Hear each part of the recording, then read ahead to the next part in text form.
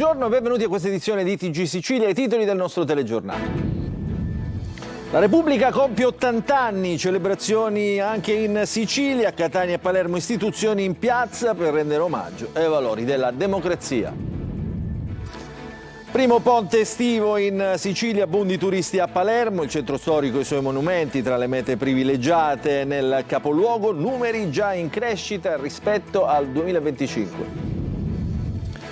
Forte scossa di terremoto poco dopo la mezzanotte nella costa tirrenico-cosentina. Il sisma di magnitudo 6.2 è stato avvertito anche in mezza Sicilia. Per l'Istituto Nazionale di Geofisica e Vulcanologia si tratta di una zona nota e sempre in movimento che si trova in mare a centinaia di chilometri di profondità. C'è l'ombra del razzismo dietro l'aggressione al bengalese colpito a Marsala. Gli investigatori cercano tra le immagini di videosorveglianza di arrivare alla banda che ha già colpito in tutta la parte sud della città. Il tesoro di Matteo Messina Denaro era pronto per essere trasferito a Dubai. La famiglia Tumbarello voleva riorganizzare gli affari negli Emirati dopo il blocco dei conti correnti in Spagna. Nuovo stop ai lavori del porticciolo turistico a Ognina, a Catania. Il Consiglio di Giustizia Amministrativa ha accolto il ricorso di Legambiente. Adesso l'area dovrà essere liberata e restituita al pubblico. Calcio, il Catania di Pelligra guarda al futuro, subito un nuovo direttore sportivo e un nuovo allenatore. Per la panchina i dirigenti rossazzurri hanno già incontrato l'ex avellino Raffaele Biancolino.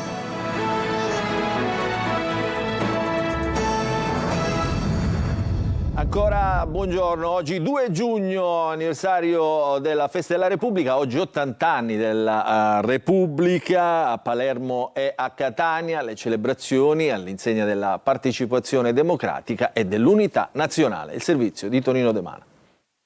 Una festa di riconoscenza e di responsabilità, ma anche di orgoglio e identità. Gli 80 anni della Repubblica colorano la Sicilia di verde, bianco e rosso. Il clou delle celebrazioni a Palermo e Catania, idealmente unite per consolidare fiducia tra istituzioni e cittadini, ravvivando così il senso della partecipazione democratica. Nel cortile di Palazzo degli Elefanti la deposizione della corona d'alloro alla presenza del prefetto Signoriello, del questore di Catania Bellassai e del sindaco Trantino, con successiva sfilata di enti, istituzioni, società civile, studenti in via Etnea e cerimonia in piazza Università. Solidarietà e servizio per una Repubblica in movimento e non statica, ha sottolineato il prefetto di Catania, Pietro Signoriello. Istituzione è la nostra casa comune. Sì, non c'è dubbio. La nostra casa comune è la comunità, il popolo, e qui a Catania c'è stata una risposta veramente corale e importante, quindi sono io stesso emozionato. Buona festa, buona festa. 80 anni fa nasceva la Repubblica, quanto è cambiato e cosa è cambiato? 80 anni fa è stato messo il seme, adesso è cambiato perché è un albero grande.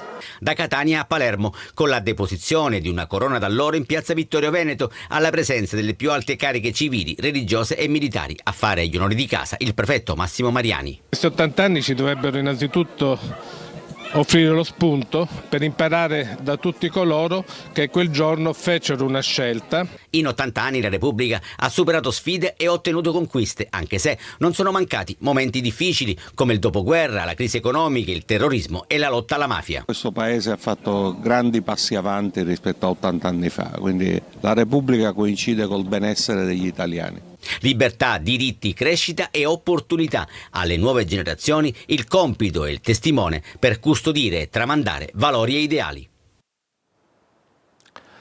È nel ponte lungo del 2 giugno, invasione di turisti in Sicilia, a Palermo, ad esempio stranieri e italiani ovviamente in giro per il capoluogo. Alcuni dicono Palermo è bella ma è un po' sporca, però i numeri parlano chiaro, oltre 171.000 passeggeri transitati dall'aeroporto Falcone Borsellino è già record anche rispetto all'anno precedente. Il servizio di Marco Gullà. Mare, cultura e buon cibo, le 3 keywords del ponte del 2 giugno a Palermo e boom di turisti sia italiani che stranieri nel capoluogo. Qui siamo nel centro storico e già dalle prime ore del mattino moltissima gente in giro per visitare la città. La città è bella, però all'interno della città è un po' molto sporca, devo dire. Sì. Molto sporca e lasciata proprio i monumenti abbandonati, e questo è un peccato. La stessa, molto bella ma sporca. Sicuramente ha un sacco di influenze anche derivanti, immagino, dall'impero borbonico, insomma si vede parecchio anche dell'Africa. Come le sembra la città? Bellissima, veramente. Da per ritornare nuovamente. Cosa le è piaciuto principalmente? Tutte le che non mostre l'attenzione e l'amabilità della gente, sempre con buona predisposizione. Oltre 171.000 viaggiatori sono transitati dall'aeroporto Falcone Borsellino, un dato decisamente positivo rispetto anche all'anno scorso. È un segnale importante perché dimostra che Palermo continua a conquistare mercati internazionali e a essere scelta non solo per il mare, ma per la sua cultura, la sua identità e la qualità delle esperienze che offre. E in Sicilia sembra già estate, e allora per fronteggiare questo primo caldo in molti optano per una spremuta d'arancia. Ma qua si vendono solo vitamine, nulla che fa male alla salute.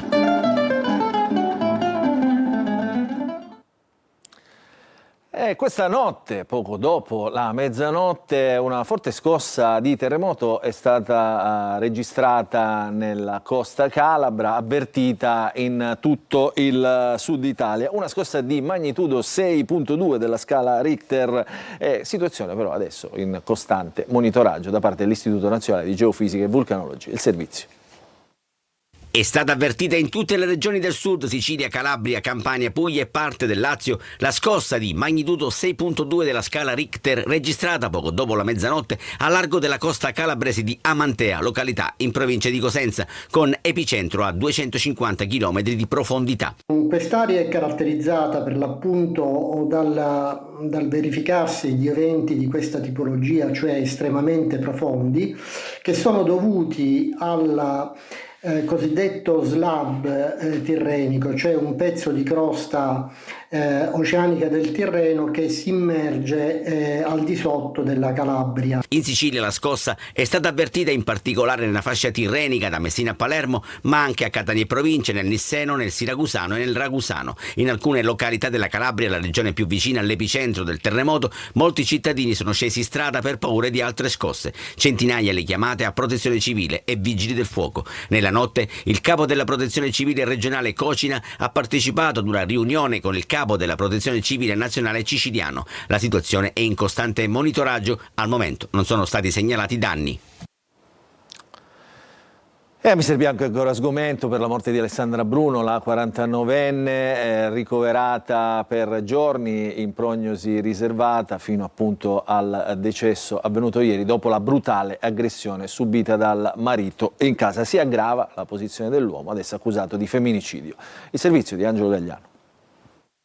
Il miracolo non c'è stato. Alessandra Bruno, la 49enne di Mister Bianco, colpita alla testa e al volto dal marito sabato notte al culmine di una lite, è morta nella terapia intensiva dell'ospedale Garibaldi Centro di Catania, dove era stata sottoposta ad un delicato intervento neurochirurgico per ridurre il trauma facciale e rimuovere l'ematoma provocati dai fendenti inflitti dal compagno. Alessandra lascia 4 figli, 2 minorenni e 2 maggiorenni. A scatenare la furia omicida del marito sarebbe stata, indagini sono ancora in corso, una relazione ormai logora e la volontà della donna di avviare le pratiche per la separazione. Si aggrava dunque la posizione giudiziaria del marito, che ora deve rispondere di femminicidio.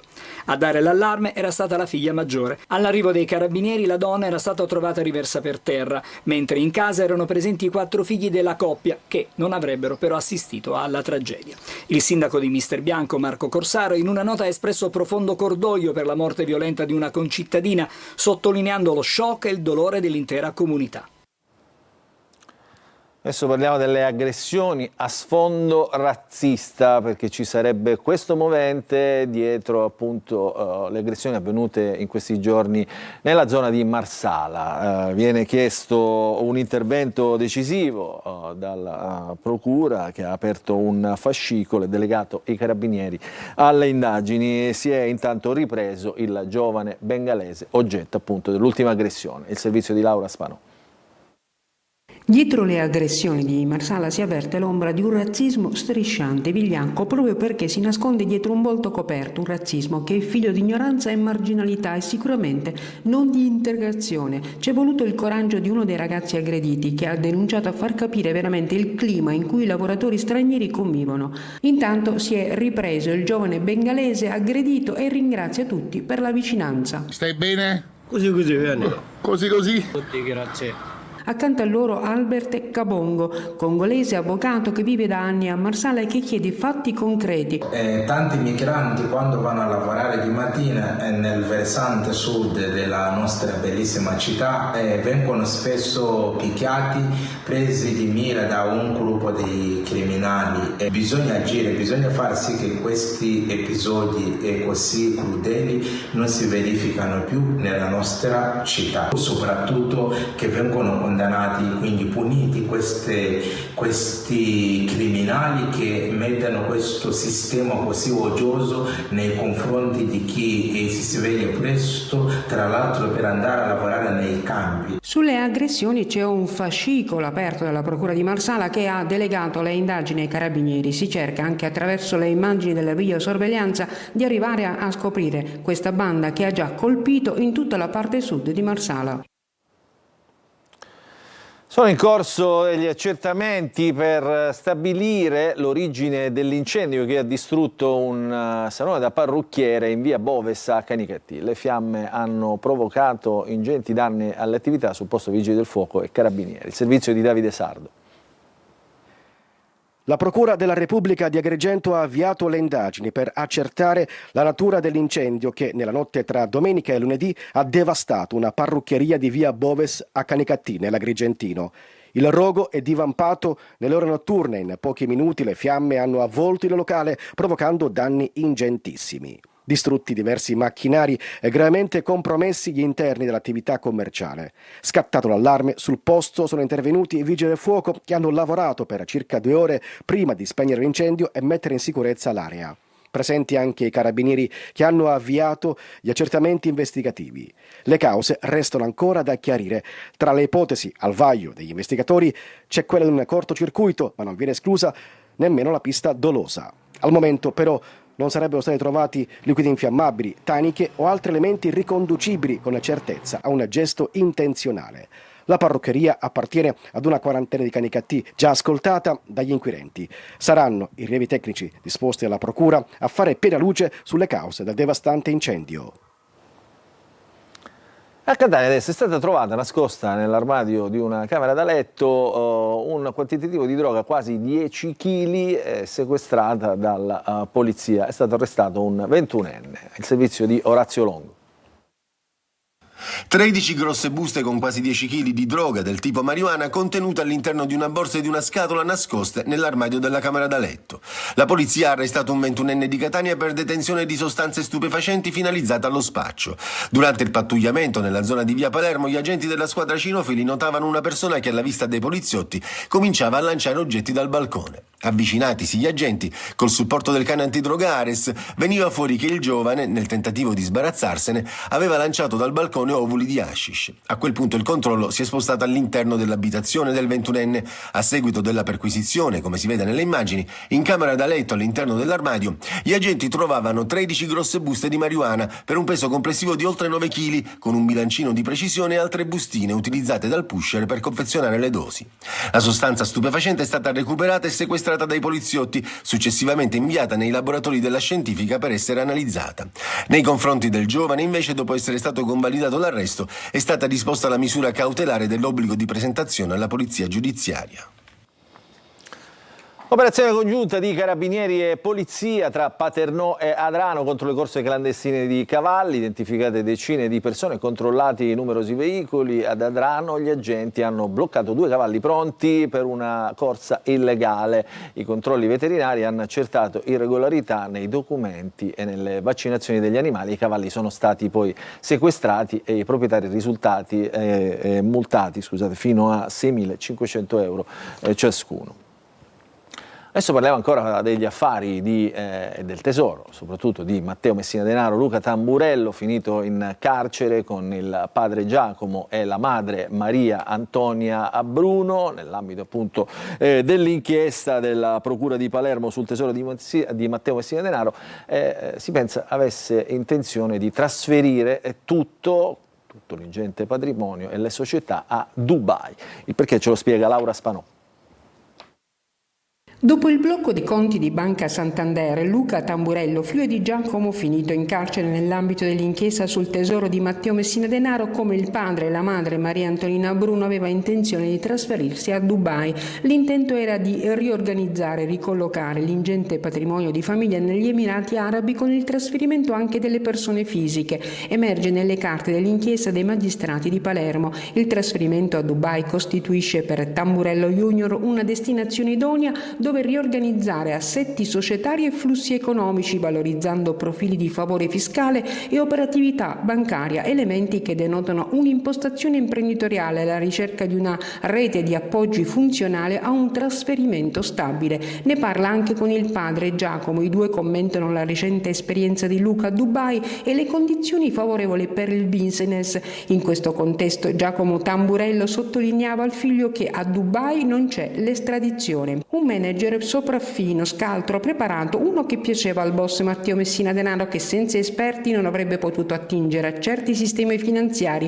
altrimenti inarrivabili. Porta la firma di Tamburello Junior, il sistema creato per nascondere un patrimonio illegale inestimabile, un dandy, un'immagine che riporta un giovane ed emergente boss Matteo Messina Denaro quando scorazzava per Castelvetrano con auto sportive di grossa cilindrata, abiti costosi e Ray-Ban a nascondere lo strabismo. Adesso torniamo a Catania perché c'è un colpo di scena nella vicenda del porticciolo di Ognina. Il Consiglio di Giustizia Amministrativa ferma l'ampliamento della società privata che mette in discussione il via libera dato dalla sovrintendenza. Dunque per Legambiente i lavori vanno sospesi, tutta l'area restituita alla fruizione pubblica. Il servizio è di Eva Spampinato. Un posto più bello di Catania, come lo date in concessione a privati quando appartiene ai cittadini? 16 anni di carte bollate e ricorsi, una contesa che sembra uscita dai libri di storia antica. Da una parte gli imprenditori, dall'altra i pescatori e gli ambientalisti, come due eserciti schierati davanti allo stesso tratto di mare, quello di Ognina, approdo frequentato già nell'VIII secolo a.C. Hanno messo questo pontile. Da quanto tempo c'è questo pontile? Di quest'anno. Ai pescatori di Ognina che spazio è rimasto? Niente, non si può dire niente. Ora il Consiglio di Giustizia Amministrativa mette un punto fermo e blocca l'ampliamento della struttura privata della Tortuga. Ritenendo che il parere dato dalla sovrintendenza alla richiesta concessione sia errato, sia illogico, però ovviamente ha fissato un principio per cui insomma il luogo deve essere tutelato, è un luogo che ha una storia. La decisione viene accolta con soddisfazione dai pescatori di Ognina che da tempo contestavano il progetto di ampliamento. Riappropriarci dei nostri luoghi, perché questo è dei catanesi, non è di un singolo cittadino. Di diverso avviso la società proprietaria del porto privato, che adesso dovrà valutare le prossime mosse dopo lo stop imposto dai giudici amministrativi. Le sentenze si rispettano assolutamente, però metteremo in discussione dei pareri. Peraltro il parere della sovrintendenza non credo sia richiesto in acqua, cioè nello specchio acqueo non funziona. Devo solo ormeggiare delle barche che, ricordo a tutti, pagano tasse e che fanno girare l'economia. La vicenda riapre il dibattito sulla tutela del litorale e sull'equilibrio tra interessi privati e fruizione pubblica del mare. Adesso cambiamo decisamente argomento. Domenica a Catania, al cinema Ariston, ultima tappa del tour di presentazione del film Don Chisciotte, alla presenza del regista Fabio Segatori con Alessio Boni nel ruolo di protagonista di un film legato alla nostra isola, in modo particolare visto che diverse scene sono state girate proprio a Messina. Il servizio di Orazio Longo. Un Don Chisciotte messinese, quello di Fabio Segatori con Alessio Boni. Nella città dello Stretto, infatti, sono state realizzate le sequenze iniziali e finali del film, che dopo l'anteprima nazionale, l'uscita nelle sale italiane, ha fatto tappa in Sicilia con il tour di presentazioni. Una rilettura contemporanea e visionaria del capolavoro di Miguel de Cervantes, che intreccia idealismo, libertà e disillusione. Ecco il castello. Spruzzatevi questi incantatori! È proprio a Messina che prende forma la suggestione narrativa della pellicola. Un giovane de Cervantes, ferito nella battaglia di Lepanto e ricoverato in un ospedale messinese, concepisce il personaggio e le gesta di Don Chisciotte. Le scene ambientate nel 1571 sono state girate negli spazi del Forte Gonzaga e del Forte San Salvatore. Una lavorazione che si avvalsa di attori, figuranti e maestranze locali. Lo zio è scappato, ha attaccato un gregge di pecore, un barbiere e un drago. Si fa chiamare Don Chisciotte della Mancia. Nel cast Alessio Boni interpreta il cavaliere dalla trista figura, affiancato da Fiorenzo Mattu nel ruolo di Sancio Panza. La scenografia è firmata da Cinzia Muscolino, prodotto e distribuito da Baby Films con il sostegno del Ministero della Cultura. La vedi? La grande ruota del demonio.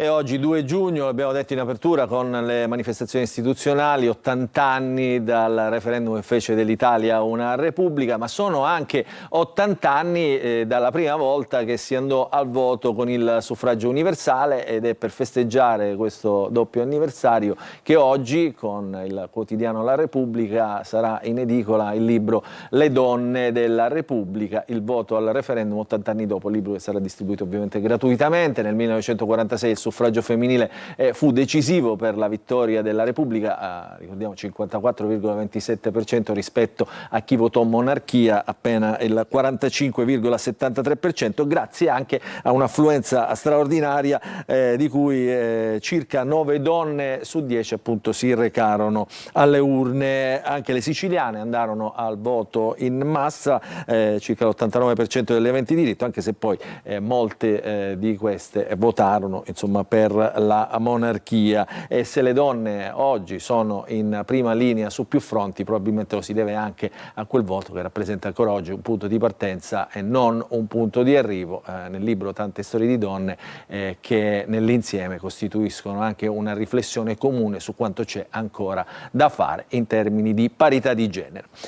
Su questa notizia chiudiamo la nostra prima parte del telegiornale, rientreremo subito dopo per parlare di calcio e soprattutto del Calcio Catania.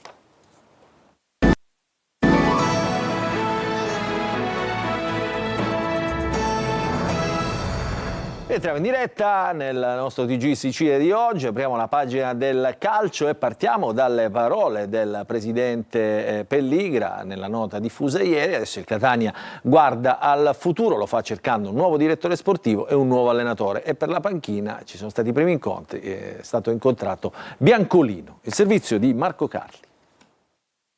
Dalle parole ai fatti, questo dovrà essere il credo del Catania in questo mese. L'ha detto anche Pelligra nella nota diffusa dal club. Il lavoro per il 2026-2027 è già cominciato, anche perché, aggiungiamo, di cose da fare ce ne sono tante, a partire dall'individuazione di direttore sportivo e allenatore. I punti più significativi del Pelligra pensiero: la base ottima di cui ha parlato il presidente del Catania, i giocatori, molti sotto contratto, con un Leonardo in più, sicuramente ci sono. Di certo, dopo i risultati, i tifosi si chiedono se lo scorso anno questa base sia stata o meno sopravvalutata. Il rendimento, per molteplici motivi, è stato sotto le attese. Altro punto della nota: dobbiamo correggere, modificare, aggiungere. Magari nell'incontro con la stampa, programmato a Torre del Grifo mercoledì, potrà spiegare anche le modalità. Poi l'impegno confermato, gli investimenti con Torre del Grifo, il cui valore economico si avvicina a quello del budget finora stanziato negli anni di gestione di Pelligra. Infine il punto più discusso dai tifosi, Grella, che resta al timone come prevedibile. Tutto è iniziato con lui, dice Pelligra, e con lui proseguirà, nonostante con questa guida non siano arrivati i risultati sperati. La scelta è chiara, ora serve la direzione. Come dicevamo, il lavoro è tanto, si parte dal direttore sportivo con Varrà in primo piano e dall'allenatore. Si registra in tal senso l'incontro avvenuto con Biancolino, ha portato l'Avellino in B, ha rinnovato fino al 2028 per poi essere sostituito a stagione in corso da Ballardini. Guadagna 150.000 euro a stagione. Tanti sistemi utilizzati in carriera, dal 3-4-2-1 come Toscano al 4-3-1-2. Se fosse lui l'allenatore, il Catania potrebbe anche ricominciare dalle due punte. Questa era l'ultima notizia per questa edizione del nostro TG Sicilia, dunque non ci resta che ringraziarvi per averci seguito e vi ricordiamo che l'informazione su Antenna Sicilia ritornerà questa sera alle 20. Dunque buon proseguimento di giornata a tutti.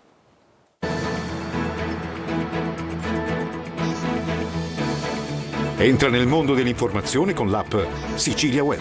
Resta sempre aggiornato con le news e le live in diretta.